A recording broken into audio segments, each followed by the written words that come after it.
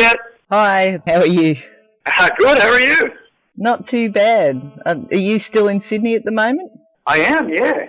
You're with Grimskunk, and you are doing a tour at the moment, or just about to start a tour of Sydney and northern New South Wales and Queensland. I am. And you were here last year doing basically the same areas, although I know there were some storms that interfered with some of the shows. That's true, yeah, they had that, typhoony thing.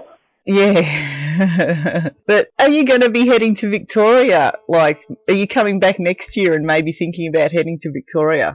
Yeah, I think that's absolutely the goal. We were actually supposed to try and come out this time, but we were looking actually to do the Victoria Misfits support as well as the Sydney one, and it didn't work out. So in terms of the routing, it just didn't make sense anymore.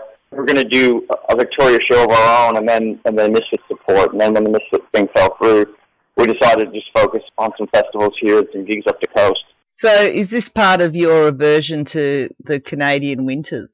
You could say that, although as much as I know Australians like to whinge about the cold, unpredictable weather down in Victoria, it's nothing close to what we have in Canada, so it would be a walk in the park for us, really.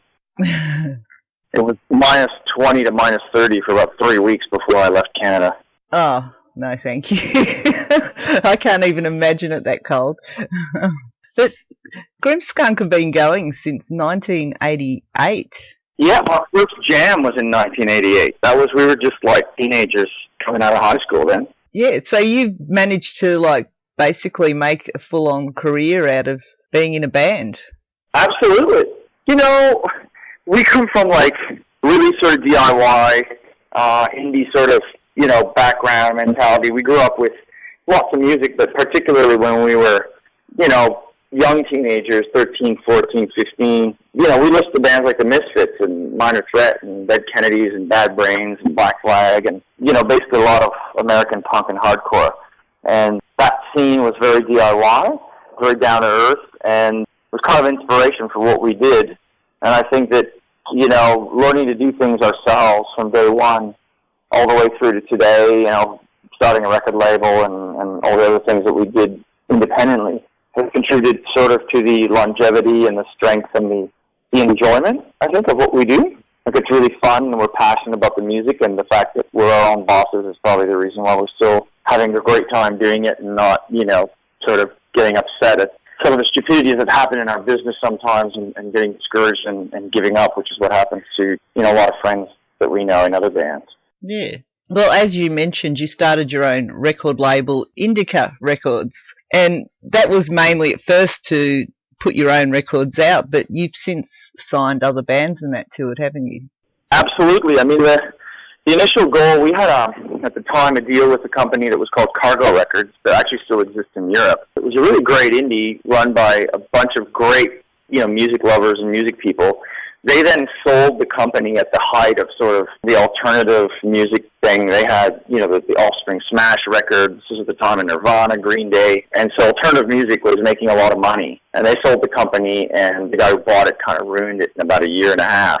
So we found ourselves without a partner, and it just seemed like the next logical sort of step for us was just, we'll just do it ourselves then. We had to put out our own stuff, and also had a few friends that we were touring with, bands from Europe, from the States, from other parts of Canada that we loved a lot and were touring with, and people loved, but no one was working the records because they were alternative. And at the time, not too many bands playing the kind of music that we were playing, were really getting signed or supported by the industry very much. So we did it to support ourselves and our friends at first, and then branched out just organically. Some of our friends wound up in different bands. We signed them. They kind of became big, and then, the label kind of took on a life of its own over time. Do all five of you actually work the label? Yeah, I actually do the A&R for the label. So I do sort of the A&R and the scouting and the artist development, things like that. I also do management for a band called Half Moon Run from Canada and a band called Fantagram in Canada from the U.S. They're from the U.S. And so I kind of transferred what I learned with my band, which was to focus on making great music, pure from the heart music, doing what you believe in, and then trying to develop a global strategy, because obviously when you come from a an alternative punk or other marginalized music background, mainstream media and radio are not going to really, they're not going to support you. So you have to see the whole world as your market, and you try and be an independent success on a global level rather than a massive success on a small area. It's much more viable to live like that. And it took a lot of inspiration from, young labels like Epitaph and Fat Records and people like that were, doing really well and kind of continuing the DIY spirit of the people in the bands and then applying it to helping other bands. And, we started also doing international bands in Canada. Like, we brought friends of ours from Europe and the States, but also worked with the first 3 Cat Empire records in Canada and the John Butler Trio and a kid called Kim Churchill. So we developed international acts in Canada as well. If we went on the road and found a great band and said, no one knows them back home, we'd say, well, why don't you come in Canada and, we'll develop you there and try and get you in front of a bunch of fans. Yeah, and well, you are, like you said, you Grimskunk are from the punk scene, and sounds like you guys have got your head screwed on really well.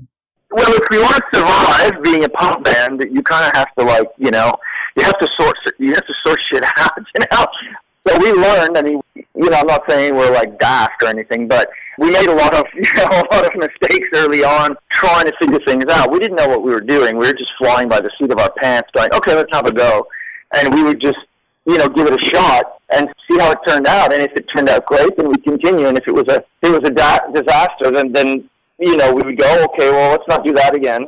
we learned as we went along. And I think that just getting out there and doing things and trying things and having the guts to get out there and do it and have a go has been the best learning experience, for us. And certainly probably, one of the things that's most contributed to us becoming good at what we do. Yeah, and so that's what you'd tell a young band coming up: don't be afraid to make mistakes, just try anything. Absolutely. I think, if you can get advice from time to time to avoid the really big mistakes, that's good, but the little mistakes are good. I think they're good things, they teach you, you learn from them, and I think that, ultimately, you learn more from screwing up than from succeeding. Yeah, apparently that's the key to success. Don't be afraid to fail. Well, I work with bands that, I signed a band who were 23 years old, put out their first record, and they sold 200,000 copies. They're good guys, but what it does is it tends to give the band and the people in the band the impression that they're infallible or invincible, and it's just not true. But because if you have success really fast, really easy, it can give you a bit of a false impression of the way reality is. And I think that they learn subsequently that it's not that easy. And I think they learn more from struggling than they did from their success, ultimately. Yeah. You are from Montreal in Quebec in Canada, which is, of course, the French quarter of Canada. But I find it fascinating that your songs incorporate French, English, Spanish, Greek, and Persian. Yeah. Who speaks Persian? Well, we're kind of a little mad, that's the first thing. We're a punk band, but there's a lot of sort of psychedelic music in there as well. We're kind of like sort of somewhere between hippies and punks, really, I guess, is probably where our true nature lies. And we always kind of felt that we had to go for a no-limits approach to our music. We wanted to try anything and everything. We didn't want to put limitations. So if we wanted to write a song that was Middle Eastern or Mexican or whatever, we would just do it.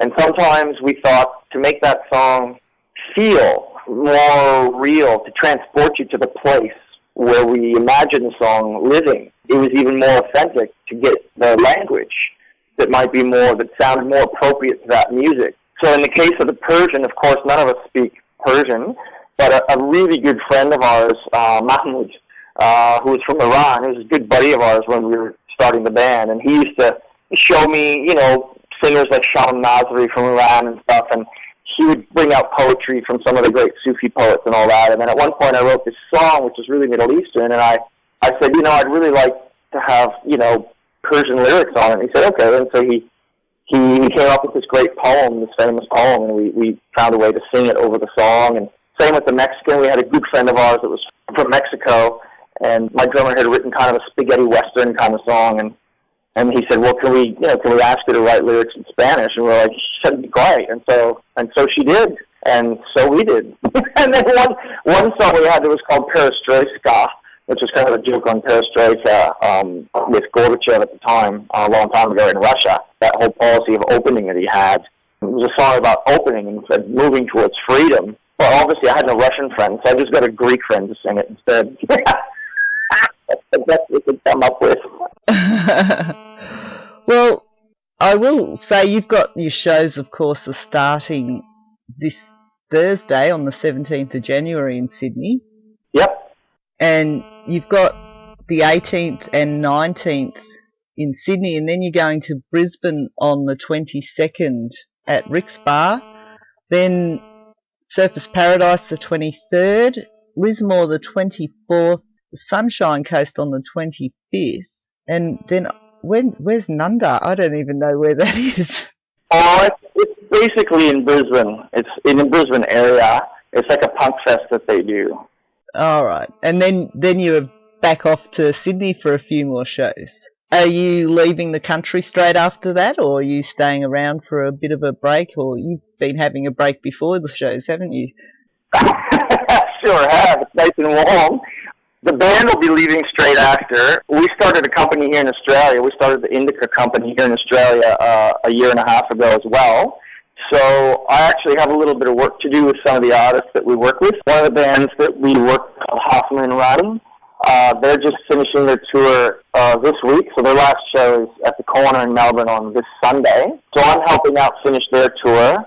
And we signed a Chinese band called Nova Heart. So I'm sort of helping them set up the next step, the next time that they come back to Australia, both bands.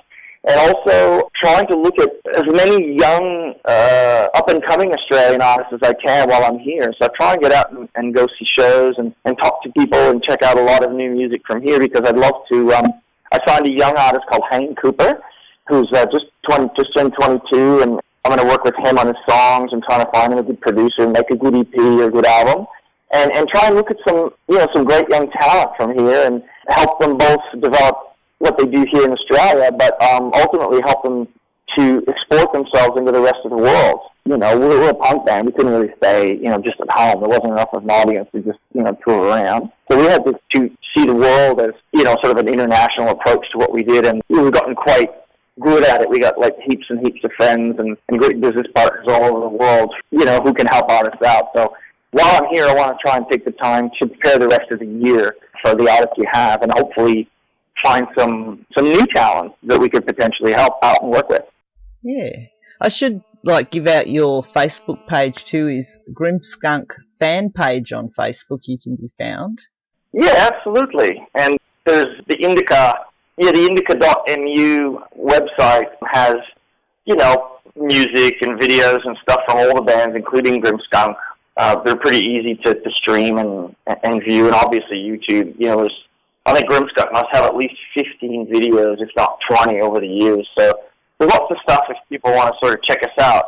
I would say, however, that being in this band for over 20 years now, since I was a kid, there's truly nothing as good about the band than its live performance. We really are a live band. There's an intensity and an energy and a really powerful emotion that comes out of our live shows that just will always be heavier and more powerful than what we can create on a record. So if people really want to know what we're about, they should come and see the band live. That's what people have been telling me for 20 years. So yeah, and I was looking at some Grimskunk videos and there are live videos and that on YouTube too for people to have a quick look at before they come and see you live.